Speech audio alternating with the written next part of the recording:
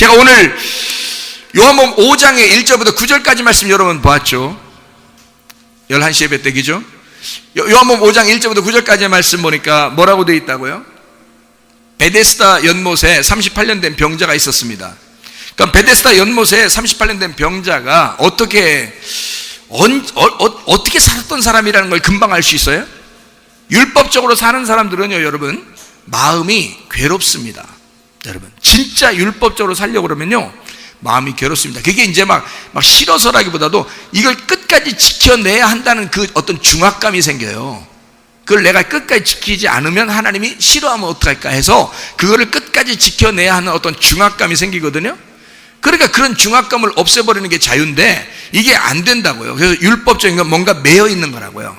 그래서 그러니까 힘든 거거든요. 그게 죽을 지경인 거야. 이게 38년 된 병자가 그렇게 자기를 바라보면 바라볼수록 죄인인 거야.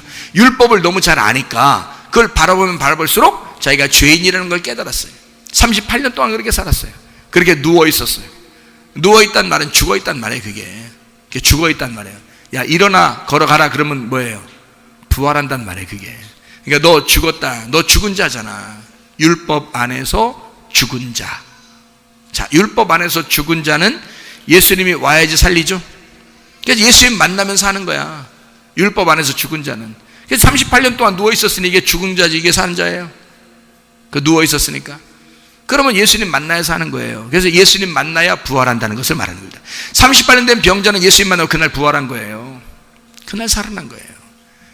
자, 38년 된 이 병자가 거기에서 행각 5이 있는 베데스다 연못에서 자기를 넣어줄 사람을 필요로 했어요. 끝까지 자기는 율법을 지켜보고 싶었던 거죠. 율법 안에서 살아가고 싶었고 하나님께 인정받고 싶었던 거예요.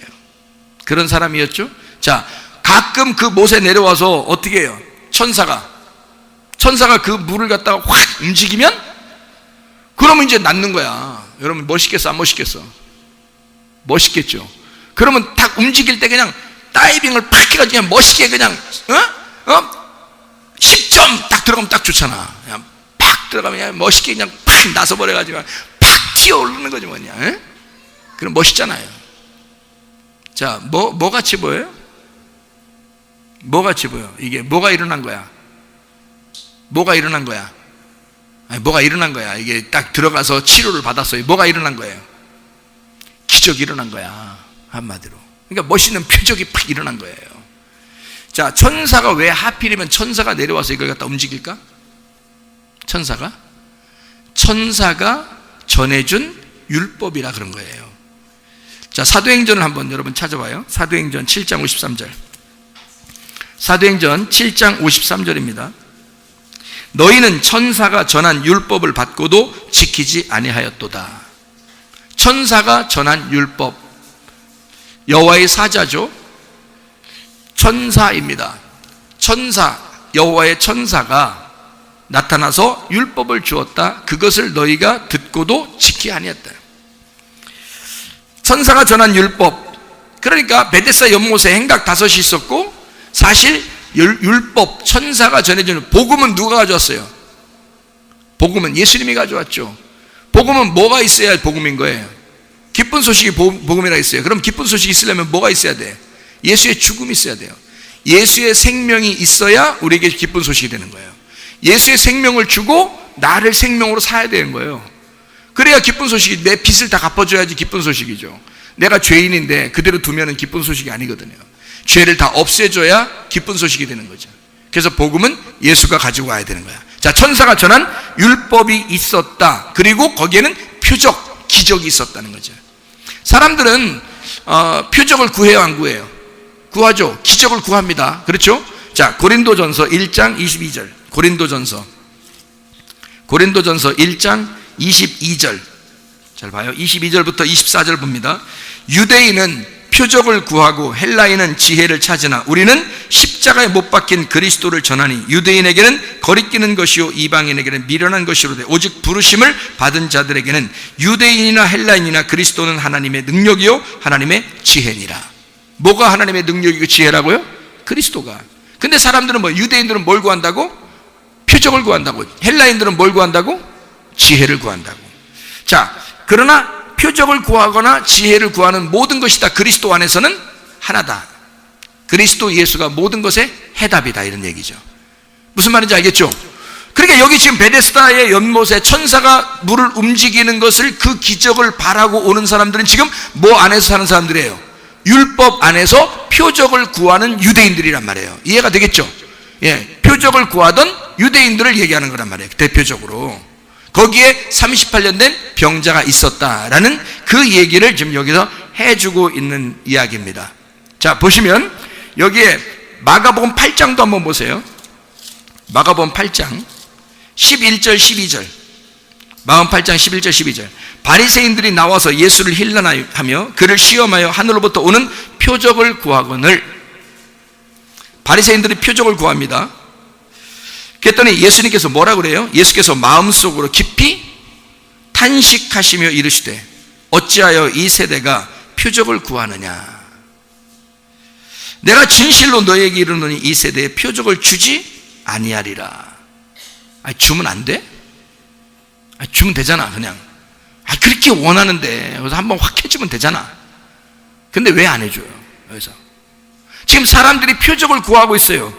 그랬더니 예수님께서 말하면, 나 너희들하고 말 안 통하는 것 같아. 나 너희들하고 말 안 섞을 거야. 니네 이렇게 자꾸 표적 구하고 그러는데 나 말 안 할 거야. 말이 안 통한다, 이 말이야. 왜 말이 안 통하는 거예요, 지금? 이 사람들은 표적을 구했어요. 근데 예수님은 나 니네하고 말 안 통하는 것 같아. 어떨 때 그럴 때 있죠. 사람들이 얘기하다 보면 어떻게 서로 얘기가 잘 안 통할 때가 있죠. 지금 이 자리예요. 얘기가 안 통하는 거야. 이게 뭔 얘기야, 이게? 왜 얘기가 안 통하는 거야? 어? 왜 얘기가 안 통하는 거예요? 아, 그냥 한번 해주면 안 돼, 그냥? 어? 아, 딴 데서도 뭐 기적 많이 일으키면서 예수님이 여기서도 뭐 그렇게 한번 해봐. 이게 하니까 예수님이 니네하고 말 안 된다, 야. 그냥 갔어. 아니, 왜 해주면 되잖아, 그냥. 자꾸 해달라는데. 어때요? 여러분 같으면 보란 듯이 한 방에 팍 표적을 일으켜버려서 그냥 거기서 그냥 물을 팍 끓게 만들어 얼마나 좋을까? 근데 예수님 그렇게 안 하신다. 말 안 통한다, 야. 참 안타깝다. 이런 얘기를 해요. 왜 그랬을까?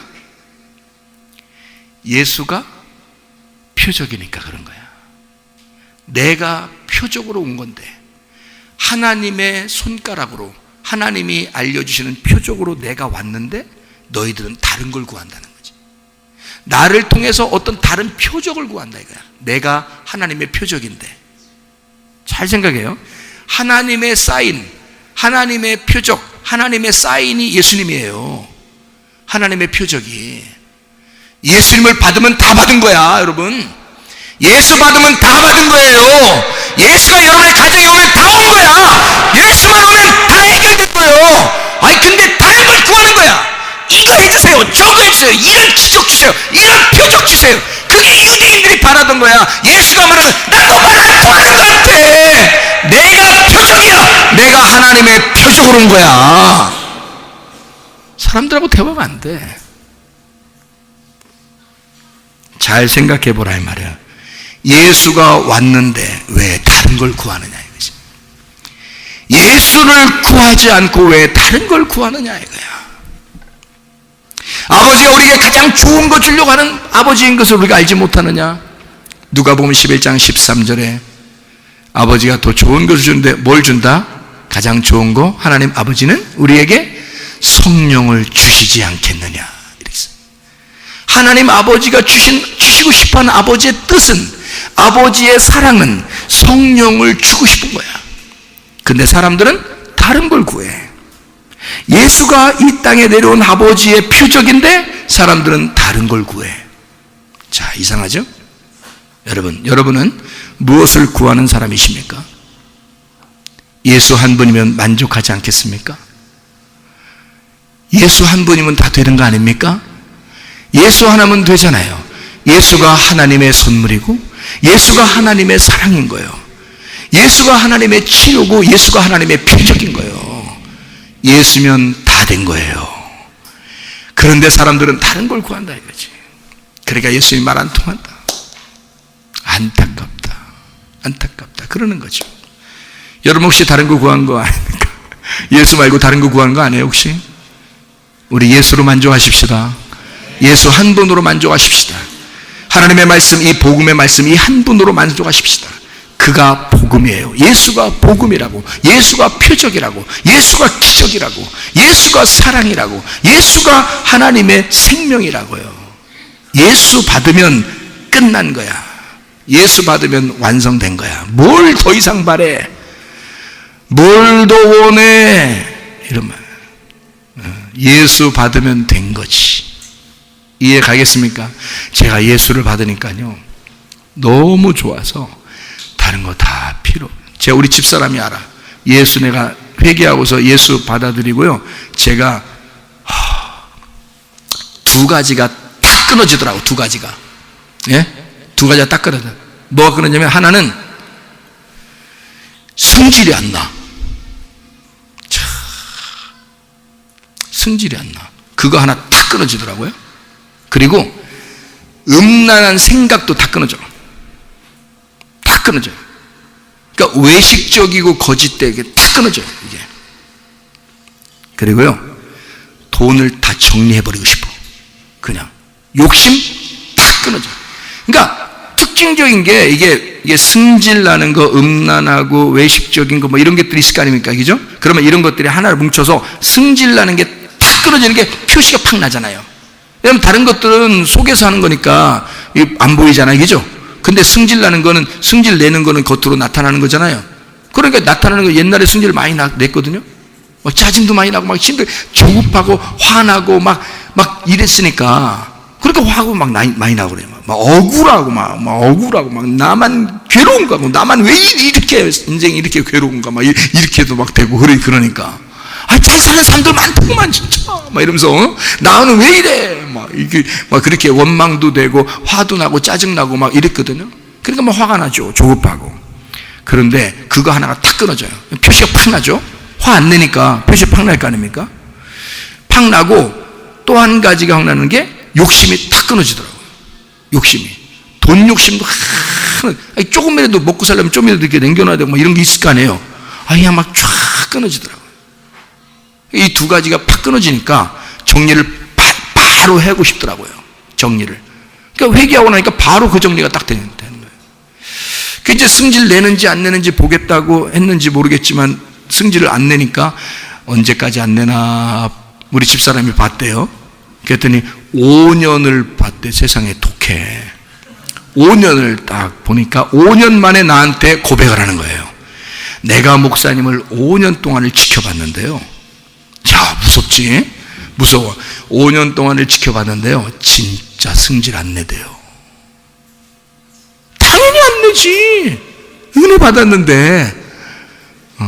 근데 진짜인지 아닌지 확인하고 싶었다는 거예요. 그래서 확인해 보니까 진짜더래. 응? 여러분 진짜 예수 한 분이면 만족한 거예요. 다른 거 다 정리할 수 있습니다. 예수의 사랑을 받으면, 진짜 예수가 만족스러우면요, 다 정리가 될 수 있습니다. 마음의 정리가 딱 돼. 질서가 딱 잡혀. 마음 안에서. 질서가 코스모스야. 그게 세상이야. 하나님이 재창조하신 세상. 하나님이 창조하신 세상. 코스모스가 딱 이루어져. 질서가 딱 이루어진다고요. 마음 안에서. 막 무질서하고 복잡하고 막 마음 복잡하고 막 심란하고 막 조급하고 두렵고 무섭고 이랬던 복잡했던 그런 마음이 질서 코스모스가 딱 잡혀. 예수 만나면 말입니다. 예수가 그 속을 창조해내는 거야. 재창조해내는 거예요. 여러분의 마음도 그렇죠. 여러분 마음도 우리 교회 와서 말씀을 들으면서 여러분 마음이 많이 정리가 되죠. 그 정리되는 게 그게 질서란 말이에요. 하나님이 여러분을 만들어 나가는 거예요. 창조해 나가는 거예요. 여러분의 밭을 정리해 나가는 겁니다. 이게 질서 창조해 나가는, 재창조하시는 거예요. 코스모스를 만드는 겁니다. 여러분 밖에 있는 지구만 코스모스가 아니에요. 이런 우주만 코스모스가 아니에요. 이게 이 안에서 먼저 코스모스가 완전히 돼야 돼요. 질서가 딱 잡혀야 된다고. 그래서 코스모스라는 단어는 질서라는 단어입니다. 원래가 그 우주라는 그 단어보다도 질서라는 단어예요. 그게 하나님의 질서를 잡아주셔야 된다. 이 코스모스가요. 자, 생각해 보세요. 바리새인들은 표적을 구하지만 예수 자체가 표적이었다. 그러니까 대화가 안 된다. 예수님은 내용을 알고 있었던 분이고 바리새인들은 겉에 껍데기를 알고 싶어하는 사람들이었다. 이게 뭔가 다르다. 서로 알려고 하는 방향이 다르더라 그 말입니다. 베데스다 연못에 그 요한복음 5장 7절의 말씀에 보니까 누가 나를 넣어줄 사람이 필요했다는 말은 뭐예요? 절대 들어갈 수 없다는 얘기입니다. 자기가 스스로 들어갈 수가 없었다는 얘기예요. 율법은 스스로 할 수가 없습니다. 율법은 누군가에 의해서 지시를 받아야 하고 그 명령을 받아야 하고 자기가 억지로라도 뭔가 해야 되는 것입니다. 그러니까 자기를 넣어줄 사람이 필요한 거죠. 율법은요. 그런데 스스로 들어갈 수 있다면, 스스로 살아갈 수가 있다면 자유한 사람이죠? 치유가 된 사람이죠? 그래요. 그러니까 이 사람은 지금 스스로 절대 들어갈 수가 없으니까 누군가가 나를 넣어줘야 한다. 어디에다가? 은혜, 헤세드라는 은혜. 거기 베데스다, 베이트 헤세드라는 단어인데 헤세드의 집이라는 말입니다. 헤세드의 집에 나를 누군가가 넣어주면, 내가 복음을 깨달으면, 하나님의 사랑을 깨달으면 내가 뭔가 알 텐데요. 근데 긴가민가해. 지금 안 들어가 봐서 잘 모르겠어. 그랬더니 진짜 내용, 헤세드의 내용, 사랑이라는, 하나님의 사랑이라는 예수가 직접 와버린 거야. 거기다가 38년 된 병자에게. 여러분, 38년 된 병자가 누굴까요? 나예요. 구원받은 나. 구원받은 나인데 여전히 죄 가운데 있는 38년 된 병자라고요. 구원받은 나인데 여전히 죄 가운데 있는 38년 된 병자라고요. 그래서 누워있다고요.